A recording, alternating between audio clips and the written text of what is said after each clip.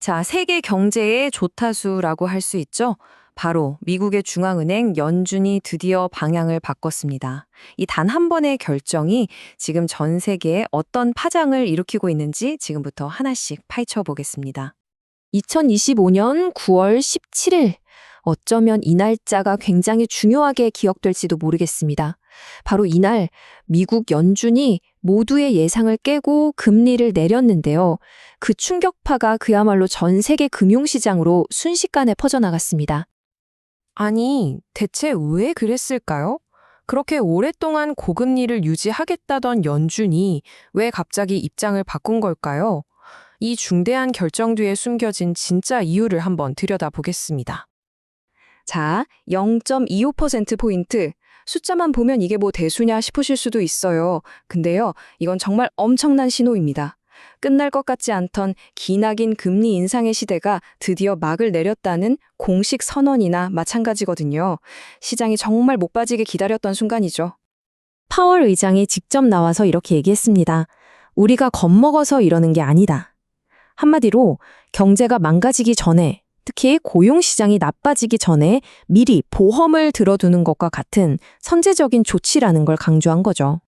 이걸 보시면 연준의 우선순위가 어떻게 바뀌었는지 정말 한눈에 보입니다. 지난 2년간 연준의 목표는 단 하나, 인플레이션이라는 불을 끄는 거였잖아요. 그런데 이제는 고용이라는 집이 무너지지 않도록 지키는 쪽으로 무게중심이 완전히 옮겨간 겁니다. 이게 끝이 아니라는 거죠. 연준 위원들이 앞으로 어떻게 할 건지 살짝 힌트를 주는 뭐랄까 예고편 같은 게 있거든요. 점도표라고 부르는데 이걸 보면 이번 한 번으로 안 끝낼 거야. 앞으로 몇 번 더 내릴 수도 있어. 라는 신호를 시장에 계속 보내고 있는 겁니다. 그런데 말이죠. 이게 만장일치는 아니었습니다. 투표 결과가. 보시는 것처럼 11대 1. 딱 한 명이 반대표를 던진 거죠. 과연 누구였을까요? 바로 이 한 표의 반대가 왜 중요하냐면요. 연준 내부에서도 의견이 갈리고 있다는 걸 보여주기 때문입니다. 이왕 내릴 거면 더 화끈하게 내리자고 했던 이 목소리는 독립적이어야 할 연준이 받고 있는 보이지 않는 정치적 압박이 어느 정도인지 짐작하게 하죠. 자, 그럼 이제 시야를 전 세계로 한번 넓혀볼까요?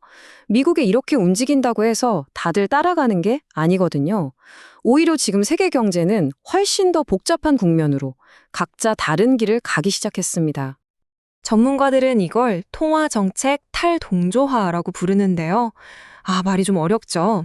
쉽게 말하면 이제 우리 각자 알아서 갈게 하는 그런 각자도생의 시대가 열렸다는 뜻입니다. 이 표를 보시면 지금 상황이 딱 정리됩니다. 미국은 돈을 풀기 시작했는데 유럽은 일단 멈춰서 상황을 지켜보고 있고요. 심지어 일본은 거꾸로 돈줄을 쥐고 있습니다. 주요 선진국들이 완전히 따로 놀고 있는 거죠.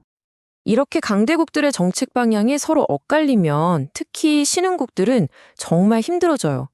이게 엄청난 기회인 동시에 끔찍한 위기가 될 수 있는 말 그대로 양날의 검이거든요. 한쪽에서는 미국 금리가 낮아지니까 더 높은 수익을 찾아서 돈이 막 밀려 들어올 수 있어요. 이건 기회죠. 그런데 다른 한쪽에서는 미국 경제가 곧 침체되는 거 아니야? 하는 공포가 커지면서 들어왔던 돈이 더 안전한 곳으로 한꺼번에 썰물처럼 빠져나갈 수도 있다는 겁니다. 이런 아슬아슬한 줄타기를 하고 있는 대표적인 나라가 있습니다. 바로 한국이죠. 지금부터 한국의 상황을 들여다보면 이 딜레마가 얼마나 심각한지 바로 이해가 되실 겁니다. 일단 연준의 금리 인하는 한국은행 입장에선 정말 가뭄의 단비 같은 소식이었어요. 왜냐하면 미국과 금리 차이가 줄어들면 외국인 자금이 빠져나갈 위험이 줄어들어서 원화 가치가 좀 안정되거든요. 덕분에 한국은행도 드디어 국내 경기를 살리기 위한 금리 인하 카드를 좀 만지락거릴 여유가 생긴 거죠. 이 그래프를 보세요. 한미 금리 격차가 실제로 줄어들었죠. 이것만 보면 이제 한국도 금리 내릴 수 있겠네 싶어요. 네, 어디까지나 이론적으로는 그렇습니다. 하지만 한국 경제의 발목을 아주 꽉 잡고 있는 거대한 문제가 있죠. 바로 가계부채입니다. GDP 대비 90%가 넘는다. 이게 무슨 뜻이냐면요. 우리나라가 1년 동안 번 돈보다 가계가 짊어진 빚이 더 많다는 얘기입니다. 세계적으로도 가장 높은 수준이에요. 한 전문가의 말이 지금 한국이 처한 상황을 정말 정확하게 짚어주고 있습니다.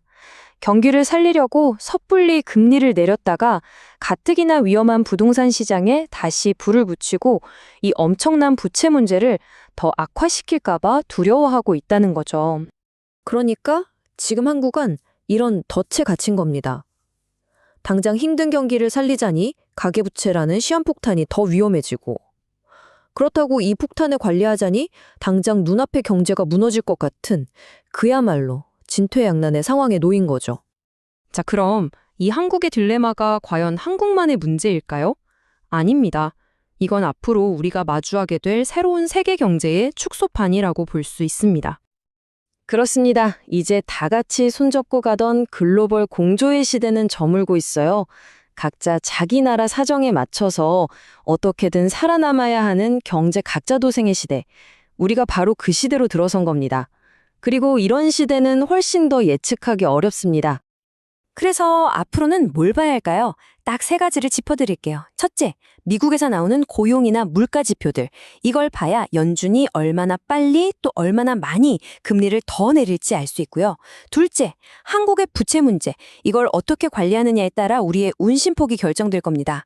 마지막으로 글로벌 시장의 변동성. 이제 정해진 길은 없습니다. 모든 게 데이터에 따라 결정되기 때문에 그 어느 때보다 이런 지표들을 정말 면밀히 지켜봐야 합니다. 이렇게 모두가 자기 살 길만 찾아가는 시대, 정말 이제 글로벌 공조라는 말은 교과서에서나 찾아봐야 하는 걸까요? 한번 좀 깊이 생각해 볼 문제입니다.